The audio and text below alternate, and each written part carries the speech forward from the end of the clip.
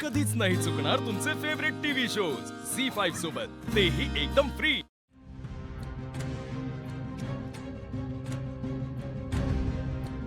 भाऊ, कशाला काळजी करताय? तुम्ही शिवाच्या घरी जाऊन बोलून आलात ना, मग कशाला टेन्शन घेताय? होईल सगळं नीट।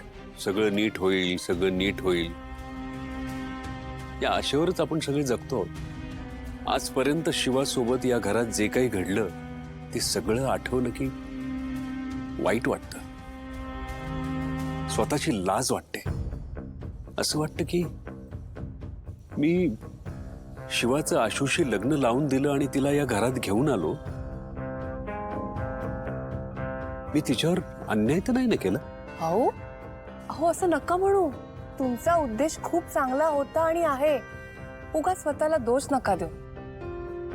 एक्झॅक्टली भाऊ, जे काही घडलंय ना ते तुमच्यामुळे नाही, त्या दादामुळेच घडलंय।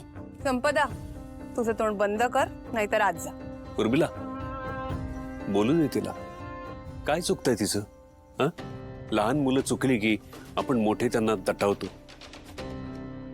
पण मोठे चुकतायत हे लहान मुलांना कळत नसेल का? आशूला सांगायचं नाहीये, यामागे त्याचं काहीतरी कारण नक्कीच असेल, पण ते न सांगणं ही काही एवढी छोटी गोष्ट नाहीये। भाऊ, तुम्ही एकदा आशूशी बोलून। नाही लक्ष्मण, मला आता आशूशी बोलण्याचीच इच्छा होत नाही। बरं ठीक आहे, चल आज जाऊ। भाऊ, आशू काय तुम्ही सगळे इथे काय करताय? काय मीटिंग भरवली? तुम्ही कोणी काहीच बोलणार नसाल ना तर मीच बोलते आता। काय बोलायचंय? दादा, मी ना एवढे दिवस खूप विचार केला, मग इनफॅक्ट मी खूप दिवसांपासून हे कंट्रोल करते, पण मला वाटतंय की बोलणं गरजेचं आहे। मला माहिती आहे की शिवाचं आणि तुझं खूप मोठं भांडण झालंय, पण ते ज्या पद्धतीने झालंय ना ते खूप चुकीचं आहे। डंबू, तू असा वागला शिवाशी,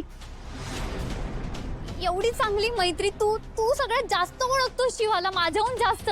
तुला माहितीये ती कशी, ती अशी नाही वागू शकत, तरी तू असा वागलास तिच्याशी।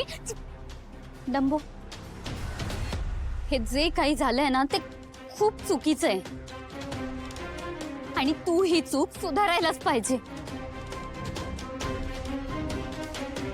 हे तुम्हाला सगळ्यांना हेच वाटतं का?